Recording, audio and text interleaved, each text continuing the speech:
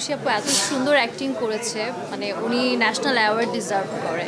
কারণ এত গ্ল্যামারাস একজন অ্যাক্ট্রেস কিভাবে নিজেকে এরকম একটা ক্যারেক্টারে এত সুন্দরভাবে পোট্রে করেছে, আমার আসলে মনে হয় যে অনেক কিছু শেখার আছে এই মুভি দেখে। আমি আরও একবার দেখব। আর ওই টিমের জন্য শুভকামনা।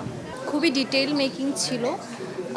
আমার মনে হয় যে খুব মনোযোগ দিয়ে অন্য কোনো কিছু চিন্তা না করে যদি মুভিটা দেখা হয়, আমার মনে হয় সবাই খুব এনজয় করবে।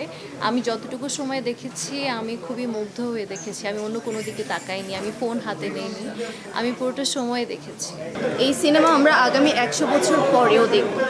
এই সিনেমাটা এটা সুমন ভাইয়ের একটা অনবদ্য মেকিং। তো এখানে আছেন আমার সতীন, বড় মা, আমাদের মেয়ে। আমি ছোটো মায়ের ক্যারেক্টারটা করেছি। তো অসাধারণ অসাধারণ একটা মেকিং। মাঝে মধ্যে মনে হচ্ছিলো এই মনে হয় আমি কান্না করে দেবো, মাঝে মধ্যে মনে হচ্ছিলো এই সাধুকে আমি একটা কেন এটা করলো সাধু, কেন ভেবে বুঝলো না। সো হ্যাঁ, গল্প এরকমই আমার মনে হয়েছিল। এবং এটা একবার দেখলে হবে না, আরও একবার আমার নিজেরও দেখতে হবে। পাগলি হয়ে ওঠা, দেন সাধু হয়ে ওঠাটা খুবই কঠিন। আমরা যে পরিমাণ অবস্ট্রাকলের মধ্যে শ্যুট করেছি, ওই জায়গা থেকে ক্যারেক্টারকে ধরে রেখে কাজ করাটা খুবই কঠিন ছিল। But ultimately we are success. সকলকে শুভেচ্ছা।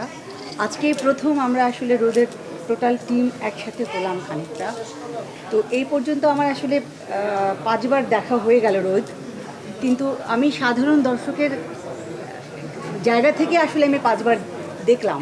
কারণ আমি যখন রোদের সাথে সম্পৃক্ত হই তখনও কিন্তু আমরা কিন্তু কেউই, আমার মনে হয় আমার মতো ছোটো বউ হোক বড় বউ, আমরা কিন্তু কেউ পুরো গল্পটা জানতাম না, ঠিক আছে? তো না জেনেই যে পারফর্মের কাছ থেকে তার অভিনয়টুকু বের করে আনা যায়, সম্পূর্ণ কৃতিত্ব আমাদের সুমন ভাইয়ের, ঠিক আছে? তো আমরা সেই জায়গা থেকে যখন আমি রোজ 5 বার যখন আবার বসি দেখবার জন্য, তখন আমি টোটালি দেখি একদম সাধারণ দর্শকের কাছ থেকে, মানে জায়গা থেকে। তো আমার কাছে খুব মনে হয় না যে এইটা দেখবার জন্য একটা অনুভূতির জায়গা তো লাগবে। আমি রোজই একটা অনুভবের জায়গা আবিষ্কার করি, ঠিক আছে? এটা হচ্ছে আমার পাওয়া। আমি আর আর আর ওই সময়ের জন্য আমার মেয়েদেরকে পেয়েছি। আজকে আমার মেয়ের কাছ থেকে একটু শুনি। সবাইকে অনেক ভালো। আসসালামু আলাইকুম। রোদের যদিও খুবই সামান্য একটা জায়গায় পারফর্ম করেছি, তারপর আজকে অডিয়েন্স হিসেবে আসলে যদি আমি বলি পুরো দৃশ্যপটটার কথা, আসলে শিল্প মানে তো আমরা জানি আসলে আস্বাদন করার মতো জিনিস। তো এটা আসলে মনে হলো যে পুরোটা আস্বাদন করার মতোই একটা ব্যাপার ছিল, এবং মনে হচ্ছিল বারবার এটাকে আস্বাদন করি। ওখানে তো একটা সিম্বলিক তাল বা একটা ফলকে দেখানো হয়েছে, যেটা আসলে হয়তো বা সাধু বারবার আস্বাদন করতে চেয়েছে। আমি দর্শকের জায়গা থেকে আমার মনে হয় আগামী 10 বছর যাক, 20 বছর যাক, আমি যদি বেঁচে থাকি বা ভবিষ্যৎ প্রজন্ম যারা আসবে, বারবার এটাকে আস্বাদন করতে চাইবে। এবং এই শিল্পের প্রত্যেকটা কোণায় কোণায় প্রত্যেকটা প্রতিচ্ছবি আসলে স্বচ্ছ এবং পরিষ্কার ছিল। এখানে কোনো ধরনের ভনিতা নেই, ভান নেই এবং কোনো কৃত্রিমতা নেই।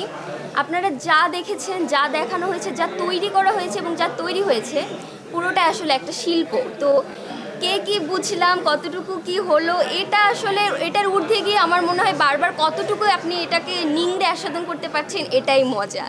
আমি যদিও রোদের একজন পারফর্মার, কিন্তু আমি পারফর্মারের পয়েন্ট অফ ভিউটা বাদ দিয়ে একজন দর্শকের পয়েন্ট অফ ভিউ থেকে রোদটা আমার কেমন লাগছে সেটা জানাই। আমার কাছে মনে হয়েছে যে আমি এই 2-2.5 ঘন্টা সময়ের ভেতরে আমার এই ষড়ঋতুর দেশের প্রত্যেকটা ঋতুকে টাচ আপ করে আসছি।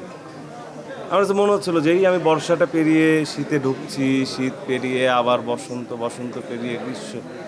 এইভাবে আমার পাড়ার, আমার পাশের কিছু জীবনের সাথে সুন্দর একটা জার্নি করে বের হলাম আমি, জাস্ট মুগ্ধ হয়ে। কারণ মনে হচ্ছে যে আমার জীবনে এই ঘটনা ঘটে গেছে আমার পাশে দেখা একটা প্রতিবেশীর গল্প। এইভাবে মন্ত্রমুগ্ধের মতো কোনো সিনেমা এর আগে আমার দেখা হয়েছে বলে মনে হয়।